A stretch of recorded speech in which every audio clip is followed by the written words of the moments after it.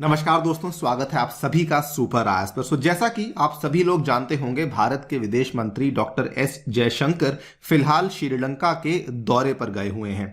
वहां पर जाते ही उन्होंने श्रीलंका में एक चाइना के लिए इनडायरेक्ट मैसेज दिया है, ये कहते हुए that India did not wait for others, we did what was right for Sri Lanka's recovery. यानी कि इंडिया ने किसी और का इंतजार नहीं किया, जो हमें श्रीलंका की रिकवरी के लिए सही लगा हमने वही वाले कदम उठाए थे। आप यहां पे देख पाएंगे, न्यूज 18 की ये वाली खबर है, Jaishankar takes swipe at China, assures full cooperation and financial help to keep Sri Lanka afloat. और बल्कि इसका जो सबसे बेहतरीन परिणाम हुआ है वो ये हुआ है कि श्रीलंका जो है वो अब एक कदम और नजदीक पहुंच चुकी है, क्योंकि अब उसको जो आईएमएफ का बेल आउट पैकेज है वो जल्दी ही मिल जाएगा। आप लोग यहां पे देख पाएंगे, जनवरी 20 की ही ये वाली खबर है, India has given a written assurance to IMF, जिसके चलते Sri Lanka is now close to securing the $2.9 billion bail out. Not just that, बल्कि इंडिया के इन कदमों से श्रीलंका इतना खुश हुआ है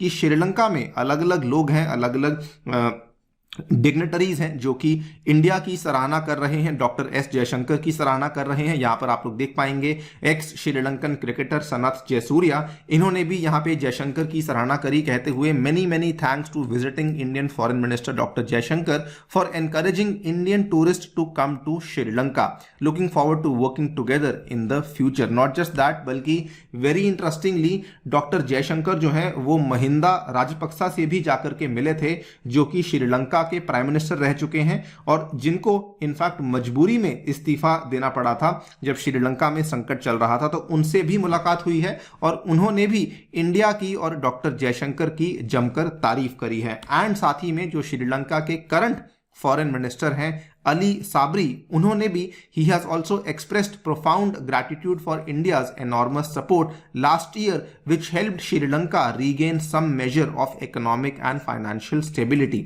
सो डिस्कस करेंगे डिटेल में कि क्या एग्जैक्टली यहाँ पे चीजें हुई हैं और क्या क्या अग्रीमेंट्स हैं जो कि इंडिया और श्रीलंका के बीच में साइन करे गए हैं। एंड साथ ही में इन्होंने 13th अमेंडमेंट को लेकर भी अपने स्टैंड को क्लैरिफाई किया है, इंडिया के द्वारा क्लैरिफाई किया गया है, तो उसको भी चर्चा में लाया जाएगा। आइए शुरू करते हैं दोस्तों मेरे साथ। मेरा नाम है अनिरुद्ध। यदि आप लोग इस लेक्चर की पीडीएफ को डाउनलोड करना चाहते हैं तो यहां पर दिए गए टेलीग्राम चैनल के माध्यम से ऐसा कर सकते हैं। ऑल राइट, तो जैसा कि मैंने आपको बताया, इन्होंने जाते ही सबसे पहले ये स्टेटमेंट दिया that we felt strongly that Sri Lanka's creditors must take proactive steps to facilitate its recovery. यानी कि जिन भी लोगों ने श्रीलंका को पैसा दे रखा है उनको प्रोएक्टिव स्टेप्स लेने चाहिए टू फैसिलिटेट श्रीलंका रिकवरी। और ये सीधा सीधा जो निशाना था ये चाइना के ऊपर था, बिकॉज चाइना के ही द्वारा सबसे मोटे तौर पे श्रीलंका को पैसा दिया गया है। इसके आगे इन्होंने कहा, India decided not to wait for others but to do what we believe is right, we are extending the financing assurances to IMF to clear the way for Sri Lanka in order to move forward. ये वाला statement है जो कि दिया गया है। और बल्कि आपको बता दूं कि इंडिया के द्वारा आज से 4 दिन पहले जनवरी 16 को रिटर्न फाइनेंसिंग एश्योरेंसेस दी गई हैं टू दी आईएमएफ, जिसके चलते India has become the first bilateral creditor of the island nation to officially support its crucial debt restructure programme. Because पिछले साल आपको मालूम होगा कि श्रीलंका न केवल एक आर्थिक संकट से बल्कि एक राजनीतिक संकट से भी गुजर चुका है। आपको बताना चाहूंगा कि श्रीलंका के वैसे तो कई सारे देशों से इन्होंने लोन लिया हुआ है, लेकिन इन्होंने सबसे प्रमुख तौर पे जो लोन लिया हुआ है वो 3 कंट्रीज हैं which includes China, Japan and India.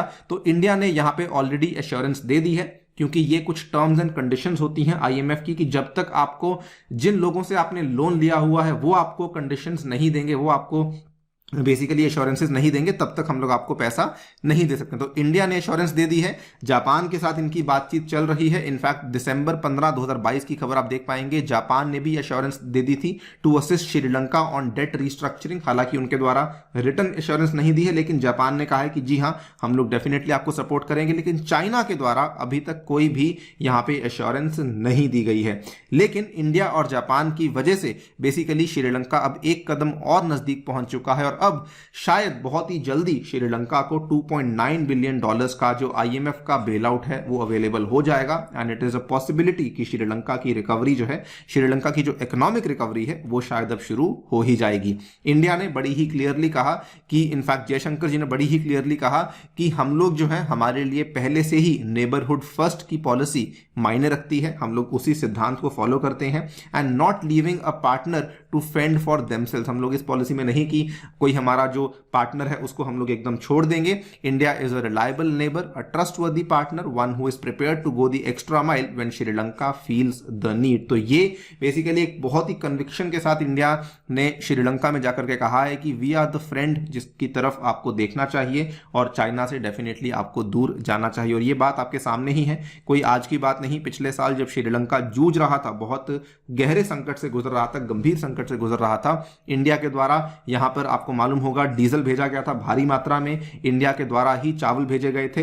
तो इंडिया के ही द्वारा श्रीलंका की फूड और एनर्जी क्राइसिस को टैकल करने की पूरी कोशिश करी गई थी। मोटा मोटा इंडिया के ही द्वारा टोटल असिस्टेंस जो दी गई थी that was approximately of $4 billion, लगभग 32,000 करोड़ की असिस्टेंस थी जो कि इंडिया ऑलरेडी श्रीलंका को दे चुका है।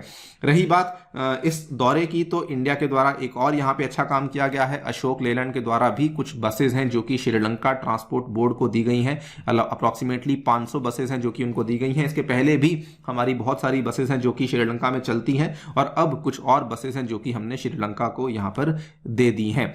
सेकेंडली, डॉक्टर जयशंकर के द्वारा एक बहुत ही सेंसिटिव टॉपिक पे, एक बहुत ही क्रूशियल मुद्दे पे बात करी गई है। उन्होंने कहा that he shared India's considered view that the full implementation of the 13th amendment and early conduct of provincial elections are critical. तो 13th अमेंडमेंट की बात करें तो ये एक बहुत ही सेंसिटिव इशू है। ये सेंसिटिव इशू बना हुआ है लगभग 1987 से।